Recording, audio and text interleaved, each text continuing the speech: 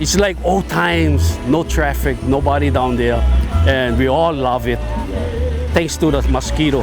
If you went up and talked to all of the people that are up at the cleanup, up at the top, at the rice property today, there is not one person that's like, oh, it's actually been a blessing. It's been beautiful. It's a good rest for the valley. Yeah, a really, really good rest for the valley. Yeah, which the valley needed a long time. Thanks to the mosquito again. Yeah. We'll take care of that mosquito later on. Yeah. Where the horses have left footprints on the edges here, these are the spots that I think are going to be a question is, what's in these little pools. We're out here today going through the Waipi'o Valley, having a look at potential spots where there might be mosquitoes. Now the Civil Defense and their entomologists have gone through and done a survey. I'm just taking another look and thinking about ideas that might be different in terms of where mosquitoes are ovipositing, and essentially, is this a place where you want to put ovitraps? Nicely organized here. Yeah, they do a terrific job. So this is one of the Taro farms, a local organic farmer. It's set up so there's water's flowing in from the uphill side, and it's flowing through the taro field and then out the other side. So we've got all these good conditions to make sure mosquitoes are not breeding here.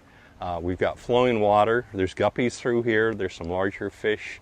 I've seen dragonfly larvae inside in the water, and they eat mosquitoes as well. So these kinds of taro growing cultivation practices are perfect for not creating a mosquito problem.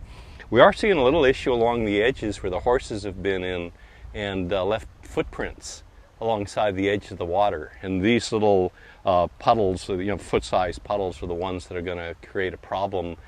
They may be breeding mosquitoes. And I haven't seen the exact right one yet. I haven't seen mosquitoes in it yet, but that's what I'll be looking for as I walk around the rest of the farm here.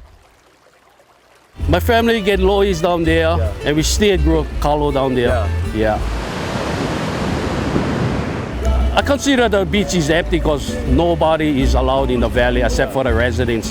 Residents only. It's just like old times, like I say. Right now we don't want anybody go down into the valley, so they might get infected. And it makes it more worse. The potential to spread it. I mean, literally, Waipi'o could be the hot spot that spirals it out of control as we see it, because of the vast number of people coming to visit, going on the tours, hiking down there. So it could potentially spiral out of control. I commend the Civil Defense and our county agencies for making that call to close Waipi'o Valley Access Road. Sincerely, I apologize. I mean, I'm just a resident down there, and I get it. I mean, you come here and you look at that. It's gorgeous. It's beautiful. You wanna be a part of it. You wanna feel it. But at the same time, being a resident down there, we see how much people come down, and she has to stop and pause for a moment. Waipi'o will take care of Waipi'o, but Waipi'o needs to stop and pause. And so this, unfortunately, could be the pause that it needs. The other concern that we had was Waimanu Valley. The access trail to Waimanu Valley is closed, and that is a huge concern that we actually had too, because of hikers passing through Waipi'o that could potentially take it to Waimanu, and Waimanu be this isolated hot spot. So the state has closed the Waimanu Valley Access Trail also, and we always, in Waipi'o, you just go with the flow, you do what you got to do, and this is what needs to happen. Okay, so we just managed to grab one of the local mosquitoes here, and obviously it's an 80 species. I don't have my glasses on or a hand lens, so I can't tell if it's Aegypti or albopictus, but it's got the characteristic little white marks on its legs, little long black legs with the white on it, so definitely 80s. Most likely albopictus, but I've got some pictures and we'll have a close look at it later on. It's the middle of the day, daytime biters. In high populations, you'll get 40, 50 bites an hour. Here, we're all wearing our repellent, the long sleeves and the hats. So this is about the second or third one we've seen today, but are right here in an area where I really wouldn't expect to have high densities. Where a little wind, nice sunny day. I think in the evening there's going to be a high population right here. You know, last night was a beautiful night. The stars were out, you know, I could hear the surf in the distance. We had the fire pit going and we just sat out there for hours, not worried that we're gonna get dengue, gonna get bitten from a mosquito, because we took the precautions that were needed. But, you know, we just gotta keep going. The unfortunate part is, like, I won't bring my grandchildren down for a while. Yeah. You know, I won't let my other family members come down just in case. What needs to happen is happening right now for the sake of Waipi'o, you know. I've never seen those before.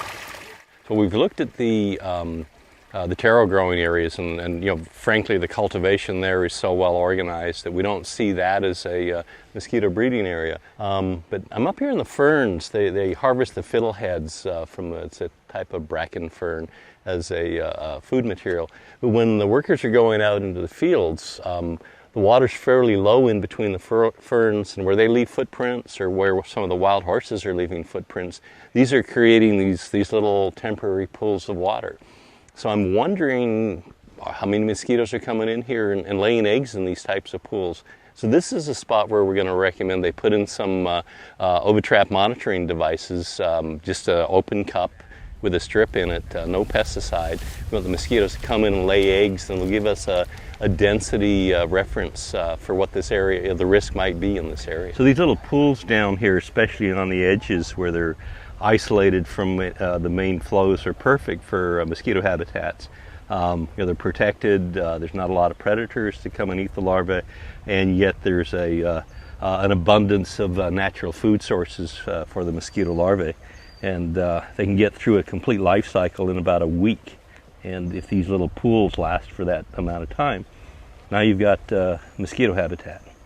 So I've seen a couple of mosquitoes while we've been out, not the kind of high density populations that we expected to see here, but frankly the civil defense guys have come through and done some fogging, so they've done all the right things to get that immediate knockdown of the populations that might be carrying the virus.